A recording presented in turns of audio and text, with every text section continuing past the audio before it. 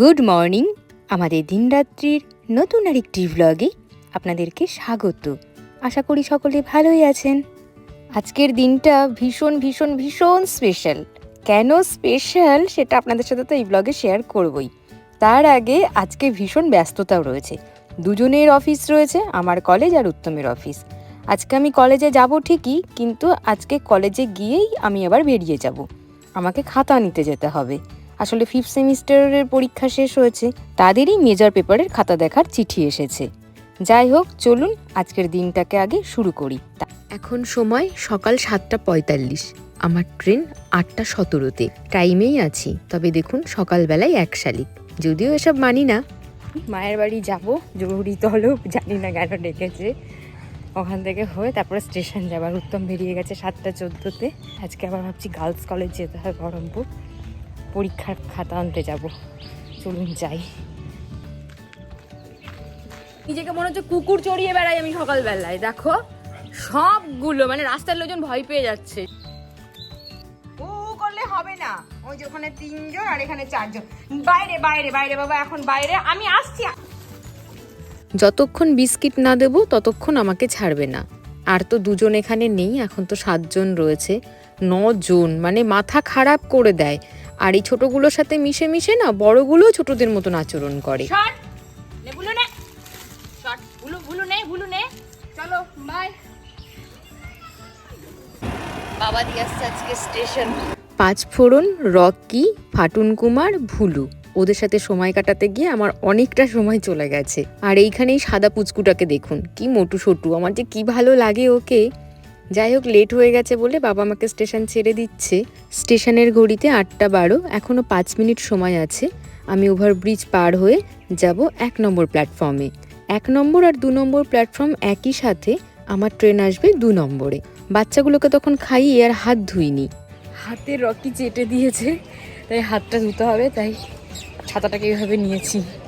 ব্যাগে soap paper থাকেই, স্টেশনে গিয়ে ওই ট্যাপ থেকে হাতটা ধুয়ে নেবো ভালো করে।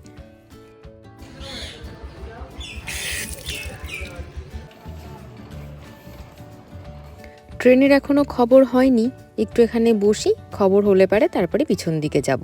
আজকে উঠবো পিছনের লেডিসে, তার কারণ আমাকে কৃষ্ণনগরে গিয়ে ট্রেন চেঞ্জ করতে হবে। আর হাজারদুয়ারিতে লেডিসটা পেছন দিকেই পড়ে। ব্রেকফাস্ট করে আর জল খাওয়ার সময় পাইনি, আর তাছাড়াও খাওয়া দাওয়ার সাথে সাথেই আমি জল খাই না, একটু পরেই খাই। তাই স্টেশনে এসে একটু জল খেয়ে নিলাম আর ব্যাগটাকে ভালো করে গুছিয়ে নিলাম। ট্রেনের খবর হলো, চলুন এবার একদম পিছনের দিকে যাই, লেডিসটা তো পিছনেই পড়বে। আজকেও তো আমার ব্রেকিং জার্নি, কৃষ্ণনগরে গিয়ে আমাকে ট্রেন চেঞ্জ করতে হবে। হাজারদুয়ারি এক্সপ্রেস নেব কৃষ্ণনগর থেকে। একটা বেশ সুবিধা হয়েছে, আগে তো ইউটিএসে মান্থলি কাটতাম, এখন রেল 1-এ কাটছি। তবে এমনি ট্রেনের টিকিট কাটতে গেলে, মানে লোকাল ট্রেনের টিকিট কাটতে গেলে ইউটিএসে এখনও কাটা যাচ্ছে। রেল 1-এ আপনি রিজার্ভেশন টিকিটও বুক করতে পারেন। গত মাসে যখন আমার মান্থলি শেষ হয়ে যায়, তখন আমি ইউটিএসে মান্থলি কাটতে গিয়ে দেখি যে আর হচ্ছে না।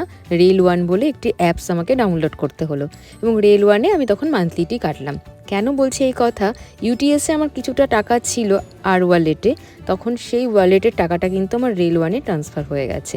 তো এই সুবিধাটা আছে, আপনারা যদি একই ইউজার আইডি পাসওয়ার্ড ব্যবহার করেন তাহলে কিন্তু আপনার ইউটিএসের আর ওয়ালেটের টাকাটা রেল 1-এ কিন্তু আপনার আর ওয়ালেটে ট্রান্সফার হয়ে যাবে অটোমেটিক্যালি। এটা নিয়ে কোনো চিন্তার কিচ্ছু নেই। বসে গেছি তো হাজারদুয়ারি ট্রেনে, একটা খুব সুন্দর জায়গাও পেয়ে গেছি। যদিও বেথুয়া ক্রস করে পলাশী প্রায় পৌঁছেই গেলাম, আর কিছুক্ষণের রাস্তা মাত্র। এখন নেমে গেছি বেলডাঙাতে, কলেজে যাচ্ছি। কলেজে গিয়ে 2-1টা কাজ আছে, সেটা সেরেই বেরিয়ে যাব। কারণ আজকে কলেজে আসার কথা ছিল না, আজকে আমার ডিরেক্ট যাওয়ার কথাই রয়েছে গার্লস কলেজে, সেখান থেকেই খাতা নেব, 5th সেমিস্টারের মেজরের খাতা। কলেজে প্রবেশের মুখেই 1st সেমিস্টারের এক ছাত্রীর সাথে দেখা হয়েছে, ওদের আজকে ক্লাস ছিল, কিন্তু আজকে তো আমার ক্লাস নেওয়ার কথা নয়, আমি যাব আজকে সেন্টারে। চলুন, আমার কাজ মিটে গেছে, কলেজে যে 2-1টা কাজ ছিল অফিসিয়াল, সেটা মিটিয়ে এখন বেরিয়ে যাচ্ছি। এখন সোজা যাচ্ছি বহরমপুর গার্লস কলেজে হচ্ছে আমাদের খাতার সেন্টার থাকে মুর্শিদাবাদে, ওখান থেকেই খাতা ডিস্ট্রিবিউট হয় পুরো জেলাতে। ওখানে যিনি খাতা দেন তিনি হলেন নীলাম ভারদা। নীলাম ভারদা ভীষণ ভালো মানুষ, কিন্তু তিনি আজকে নেই, তিনি বিশেষ কাজে কলকাতায় গেছেন। এবার যাই দেখি ওনার জায়গায় কে রয়েছেন তত্ত্বাবধানে। অল্প করেই খাতা নেব, শরীর খুব বেশি ভালো নেই। আমার সাথে যিনি কথা বলছেন ইনি হলেন ইতিহাস বিভাগের অ্যাসিস্ট্যান্ট প্রফেসর উমাদি। ভীষণ ভালো দিদি। আমরা একসাথেই যাচ্ছি বহরমপুরে। বেলডাঙাতে যথাসময়ে ট্রেনও পেয়ে গেছি, নেমেও গেছি বহরমপুরে। এখন সোজা গার্লস কলেজ। খুব বেশি সময় লাগে না, 10 টাকা টোটো ভাড়া দিতে হয়। এই যে পৌঁছে গেছি গার্লস কলেজ, আর এই হলো খাতার ঘর। খাতাও নিয়ে নিয়েছি, আবার পৌঁছেও গেছি স্টেশনে। আর এখন যাচ্ছি আবার 2 নম্বর প্ল্যাটফর্মে। এখানে স্কেলেটার হয়ে খুব ভালো হয়েছে এই ভারী খাতা নিয়ে, নাহলে সিঁড়ি দিয়ে খুব অসুবিধেই হতো। তবে নামার সময় আপনাকে সিঁড়ি দিয়েই নামতে হবে। সাধারণত কলেজ থেকে যে ট্রেনে বাড়ি ফিরি সেই ট্রেনই বহরমপুর থেকে পেয়ে গেছি। ওই বাড়ি ফিরে যাব 6টার মধ্যে। বাড়িতে গিয়ে তো আজকে অনেক কাজ আছে, কি আছে না আছে আপনারা ব্লগের সাথে থাকলে সবটা জানতে পারবেন। আজকে তো একটা বিশেষ দিন, মানে আমার আর উত্তমের জীবনের ওই হাতে গোনা 3-4টে বিশেষ দিন রয়েছে, তার মধ্যে আজকে একটি। চলুন বাড়ি গিয়ে কোনো রেস্ট নেব না, আমি মেন্টালি প্রিপেয়ার্ড হয়েই আছি সকাল থেকে যে এই কাজগুলো করতে হবে আমাকে। তো খাতার ব্যাগ আর আমার কলেজের ব্যাগটি রেখে আমি বেরিয়ে যাচ্ছি এখন বাতকুল্লা বাজারে। রেল গেট ক্রস হতে হতে আপনাদেরকে বলি যে আমার বাড়ি থেকে বাজারের দূরত্ব খুব বেশি নয়, যাচ্ছি বড় বাজারে। পায়ে হেঁটে 5-7 মিনিট লাগে, কিন্তু আমি টোটো করে এসেছি, সারাদিনের জার্নি করে এসেছি, আমার ভালো লাগছে না। আর আমার অনেক কাজ পড়ে আছে, সেই জন্য আমি সময়টাকে বাঁচাতে চাইছি। চলে এসেছি কেকের দোকানে মঞ্জিনিসে, একটা সুন্দর কেক নেব। কারণ আপনারা বুঝতেই পারছেন যে আজকে কেক কেন নিচ্ছি, বিবাহবার্ষিকী নয়, আমার বার্থডে চলে গেছে, তাহলে কি হতে পারে স্পেশাল ডে? হ্যাঁ, আজকে উত্তমের বার্থডে। চলুন, অনেক রান্নাবান্না করব, একদম প্ল্যান করেই রেখেছি। সকাল থেকে দুজনেরই অফিস কাচারি ছিল, আর দুজনেই ভীষণ ব্যস্ত ছিলাম, তাই আজকের এই উইকডেজে উত্তমের বার্থডে পড়েছে তো কিন্তু সেলিব্রেট করবো না, এটা তো হতে পারে না। আর রাত্রেবেলায় উত্তমের ফিরতে ফিরতে 9টা বাজবে, তখন একেবারেই সম্ভব নয় যে তৈরি হয়ে দুজনে মিলে আমরা আবার বাইরে কোথাও খেতে যাব। আর আমি চাইছি না এই দিনটিতে আমি ওর পছন্দের খাবারগুলো নিজে হাতে রান্না করে সামনে ওকে পাত পেরে বসিয়ে খাওয়াই। এটাই আমার একটা মানে মানসিক তৃপ্তি, আর আমি শান্তিও পাই। আর ওর চাহিদা ভীষণই কম এই জীবনের কাছে, খুব বেশি চাওয়া পাওয়া ওর নেই। আমার মাঝে মধ্যে মনে হয় ও সন্ন্যাস নিলেই ভালো করতো, কেন যে এই সাংসারিক জীবনে এসেছে। যাই হোক, মজা করছিলাম। আমি সারাদিনে একটু ক্লান্ত হয়ে গেছি, তো একটু জল খেয়ে নিলাম। এখন ফ্রেশ হব, ফ্রেশ হয়েই কিচেনে যাব, একটুও বসবো না, না হলে অলসতা পেয়ে বসবে। সারাদিনের জার্নিতে তো একটা ক্লান্তি থেকেই থাকে, সেই জন্যেই তাকে আর প্রশ্রয় দেব না। এই যে ফ্লোতে রয়েছি, এই ফ্লোতেই আমি পুরো রান্নাটা কমপ্লিট করতে চাই। ফ্রেশ হয়ে আমি সন্ধ্যা দিয়ে দিয়েছি, চলে এসেছি এখন কিচেনে। ভুল বললাম, এখন নয়, প্রায় ঘন্টাখানেক হয়ে গেছে আমি কিচেনে এসেছি। অনেকটা কাজ এগিয়েও নিয়েছি, দেখি কি কাজ এগিয়েছি চলুন। পায়েস হয়ে গেছে রান্না, ভাতটা বানিয়ে নিয়েছি, কলেজ থেকে এসেই সবজিগুলো কেটে নিয়েছি, টমেটো সেদ্ধ করে পেস্ট করে নিয়েছি। হবে আজকে চিলি পনির, ফ্রাইড রাইস আর পায়েস, চাটনি। এই কাজটুকু এগিয়ে না নিলে, যদি আমি প্রথম থেকে ভিডিওগ্রাফি শুরু করতাম তাহলে আমার অনেক লেট হয়ে যেত। আমার টার্গেট রয়েছে উত্তম 9টার মধ্যে বাড়ি ফিরবে, তার আগে সমস্তটা কমপ্লিট করা। মানে আমি 6টায় নেমেছি, আমার হাতে 3 ঘন্টা সময় ছিল। তার মাঝে আমি বাজারে গেছি, আবার এসে নিজে ফ্রেশ হয়ে সমস্ত জোগাড়জান্তি করে এখন রান্নাটা মানে মেন প্রসেসটা আমি শুরু করেছি। আর ভাতটা আমি বলি, আমি আতপ যে বাসমতিটা হয় সেটাই নিয়েছি। তার আগে দাঁড়ান, পায়েসটাকে তুলে রাখি। পায়েসের যে শর্টটা পড়ে না উপরে ঠান্ডা হয়ে গেলে, ওটা বেশ ভালো লাগে, তাই পায়েসটা উত্তমের জন্য প্রথমেই তুলে রেখে দিলাম। আর এখানে সবজিগুলো কেটে ভালো করে ভেজে নিয়ে এই ভাতটা এবার মিশিয়ে দেব। যেটা বলছিলাম যে আতপ বাসমতি নিয়েছি, ওটাকে আমি 75 to 80% কুক করে রেখেছিলাম, কারণ গরমে ভাপে ভাপে ফুল কুক হয়ে যায়, না হলে পুরো জড়ো জড়ো হয়ে যাবে। আর ওটা আমি যখন বয়েল করেছিলাম তখন আমি জলের মধ্যে পরিমাণ মতন লবণ আর গোটা গরম মশলা মানে এলাচ, দারুচিনি আর লবঙ্গ দিয়ে আমি ফুটিয়ে নিয়েছিলাম ভাতটা, তারপরে ফ্যান ঝরিয়ে রেখে দিয়েছিলাম। পরে এবার মিশিয়ে নিলাম, আর পরিমাণ মতন লবণ যেহেতু আগে দেওয়াই ছিল সেই জন্য পরে আর লবণ দিইনি, পরে শুধু চিনি দিয়েছি। আর টমেটো যেটা আমি সেদ্ধ করে পেস্ট করে রেখেছিলাম সেই চাটনিটাও এখানে বানিয়ে নিলাম। ফোড়নে দিয়েছিলাম 5 ফোড়ন আর একটা শুকনো লঙ্কা আর একটু লবণ আর একটু চিনি। আর একটা আমি চাটনির মশলা বানিয়ে রেখে দিই বাড়িতে, সেটা হচ্ছে একটু মেথি, একটু মৌরি আর একটা শুকনো লঙ্কা ড্রাই রোস্ট করে গুঁড়িয়ে রেখে দিই। সেটা চাটনির মধ্যে মিশিয়ে দিলে চাটনি কিন্তু খেতে ভীষণ ভালো লাগে। মশলাটা প্রায় শেষ হয়ে গেছে, আর একটুখানি আছে, মানে আর কয়েকবারই চাটনি বানানো যাবে। এই দেখুন 1 চামচ দিয়ে দিলাম। এবার চাটনিটা কিন্তু খেতে দারুণ লাগবে। আর এয়ারটাইট কৌটোতে রেখে দিলে পারে বেশি ভালো হয়, মানে গন্ধটা সুন্দর থাকে। এখানে চিলি পনিরটাকে আমি একটু হালকা তেলে সাঁতলে নিচ্ছি। আর পেঁয়াজ আর ক্যাপসিকামগুলোকে চৌকো চৌকো করে কেটে নিয়েছি। আর এখানে সসটাকে আমি মিশিয়ে নিচ্ছি। এই 3 টেবিল চামচ মতন টমেটো সস দিয়েছি, 1 টেবিল চামচ মতন দিলাম সয়া সস। আর আমার চিলি সস শেষ, আর আমার এটা মনেও ছিল না বাজারে যাওয়ার পরে। তো এখন কি করব, সেই জন্য আমি শুধু কাঁচা লঙ্কা দিয়ে কাজ চালিয়ে নেব ভাবছি। তো অনেকটা কাঁচা লঙ্কা আমি চিড়ে নিয়েছি, আর এখানে বেশ 6-7টা মতন রসুন আমি কুচো করে নিয়েছি। এগুলোকে একটু ভাজা ভাজা করে নিলাম। এবার এর মধ্যে দিয়ে দিলাম সসটা দিয়ে একটু নাড়াচাড়া করব। তারপরে দেব লবণ। আর সয়া সসে যেহেতু একটু লবণ দেওয়াই থাকে, মানে একটু নোনতা হয়, সেই জন্য লবণটা একটু পরে দিলেই ভালো হয়। আর ক্যাপসিকাম আর পেঁয়াজগুলোকে খুব বেশি ভাজিনি, তাহলে ক্রাঞ্চি ব্যাপারটা চলে যাবে।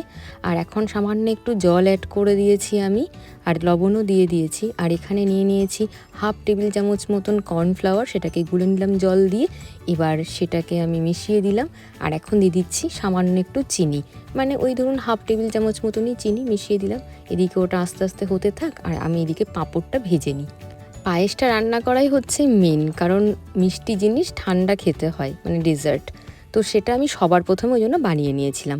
আর এখন কয়েকটা স্ট্রবেরি আমি এখানে কেটে নিচ্ছি। 5-6টা স্ট্রবেরি ছিল ফ্রিজে, সেটাকেই দই দিয়ে একটা স্মুদি বানাবো। মানে বাড়িতে পাতা টক দই ছিল, আর পরিমাণ মতন চিনি দিয়েছি, একটু লবণ দিয়ে এটাকে ব্লেন্ড করে নিচ্ছি। বেল বাজছে মনে হয়, উত্তম এলো, চলুন যাই নিচে। Welcome birthday boy. আরে বাপরে, কি হয়েছে? মুখ গোমড়া কেন? শরীর ভালো নেই? কি মাথা যন্ত্রণা করছে? একটা প্যারাসিটামল নিয়ে নেবে খাওয়া দাওয়ার পরে। এসো এসো। আমার রান্না বান্না সব কমপ্লিট। এখন ওর খাবারটা আমি এখানে সাজিয়ে দিচ্ছি। কি সুন্দর হয়েছে ফ্রাইড রাইসটা, দেখুন। অনেকে এর মধ্যে একটু মশলা ব্যবহার করেন, একটু দারচিনির গুঁড়ো, কিন্তু আমি এসব দিইনি, একদম প্লেন রেখেছি, কারণ অনেকটা রাত হয়ে গেছে। এই রাতে বেশি রিচ না খাওয়াই ভালো, কিন্তু স্পেশাল দিন, সেটাকে অ্যাভয়েডও করা যাবে না। আজকের দিনেই করব, এরকম ইচ্ছে ছিল। কিন্তু আমি শেষ পর্যন্ত যে আমার মনের ইচ্ছাটা পূরণ করতে পেরেছি, যা যা ভেবেছিলাম সব কিছু কমপ্লিট করতে পেরেছি, তা একটা অদ্ভুত শান্তি কিন্তু অনুভব করছি। আর এই হলো আজকের ক্ষুদ্র আয়োজন আমার তরফ থেকে উত্তমের জন্যে। ও ফ্রেশ হতে হতে ওর খাবারটা আমি এখানে সাজিয়ে দিয়েছি। চলুন দিয়ে দিই ওর খাবারটা, খুব খুশি হয়ে যাবে আশা করছি আমি। আরও একবার বলে দিই, আজকের মেনুতে রয়েছে ফ্রাইড রাইস, চিলি পনির, তার সাথে পায়েস, তার সাথে দই, তার সাথে চাটনি, পাঁপড়, 5 রকমের মিষ্টি, আর স্যালাড, আর ওর প্রিয় স্ট্রবেরি স্মুদি। বাবা, এত কিছু কি করে কি হবে সব? বার্থডে বলে কথা, রোজ রোজ কি আসবে? বছরে একটাই দিন, এইটুকু তো করতেই হবে। কলেজ থেকে বাড়ি এসে খাতাপত্র রেখে, ব্যাগপত্র রেখে আমি আবার বাজারে গেছিলাম। বিশাল আমি যে কাকে বলবো, আমি নিজেই যাই, পছন্দ করে নিয়ে আসি। তোমার পছন্দের। আর নামটা দেখো তো, নামটা চিনতে পারছো কি না? মাও? কার নাম এটা? ম্যাও। এই নামে আজও সেভ তোমার নাম্বার। আমার মোবাইলে উত্তমের নম্বরটি আজও ম্যাও বলেই সেভ করা আছে। কেন ম্যাও বলে ডাকি সেটা অন্য আরেকটি ভিডিও আপনাদের সাথে শেয়ার করব।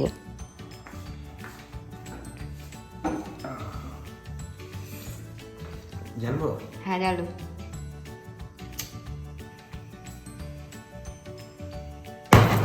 আরে বাপরে, happy birthday to you, happy birthday dear Uttam. না থাক, ওটা চলুন, এবার কাটিং হবে। হ্যাঁ হ্যাঁ, কাটো কাটো।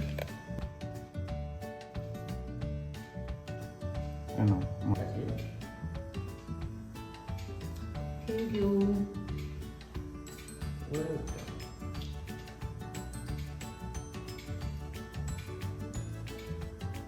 দীর্ঘজীবী হোক।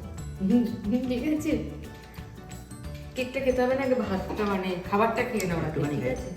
হ্যাঁ ঠিক আছে, একটুখানি খাও। আমি জানি কেক খেতে তুমি ভালোবাসো, কিন্তু এখন কেকটা খেলে খাবারটা খেতে পারবে না। তোমার ফেভারিট খাবারই আমি বানিয়েছি। এটা সরিয়ে দিই, হ্যাঁ? এখানে লেগে যাচ্ছে কেক। হ্যাঁ হ্যাঁ হ্যাঁ, ঠিক আছে, খাও। আরে বাপুরি, তাড়াহুড়ো করে রান্না করেছি দেখো। একটাই তরকারি, হ্যাঁ, আর একটাই তোমার, হ্যাঁ, তোমার পছন্দের ফ্রাইড রাইস আর চিলি পনির। অফিস থেকে ফিরেছিল গোমরা মুখ করে। আয়োজন দেখে দেখুন কত খুশি হয়ে গেছে।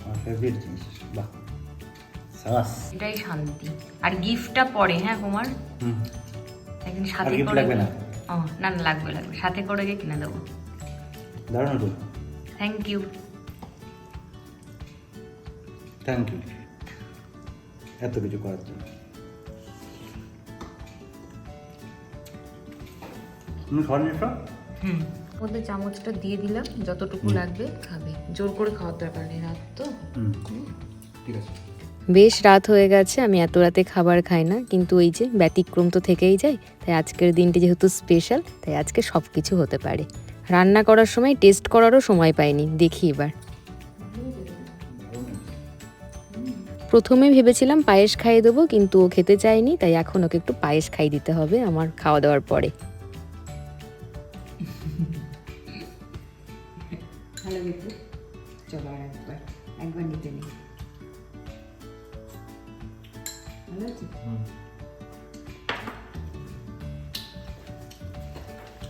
আমরা যত বড়ই হয়ে যাই না কেন, জন্মদিনের দিন যদি এরকম ছোট্ট একটা সেলিব্রেশন আমাদের জন্য কেউ প্ল্যান করে রাখে, তাহলে মনটা কিন্তু খুশিতে ভরে ওঠে। উত্তম আজকে ভীষণ খুশি, আর তার সাথে সাথে আমিও ভীষণ খুশি। যাই হোক, আজকের ব্লগটি যদি ভালো লেগে থাকে তাহলে প্লিজ প্লিজ প্লিজ একটা লাইক করে দেবেন। আজ আসি, শুভরাত্রি।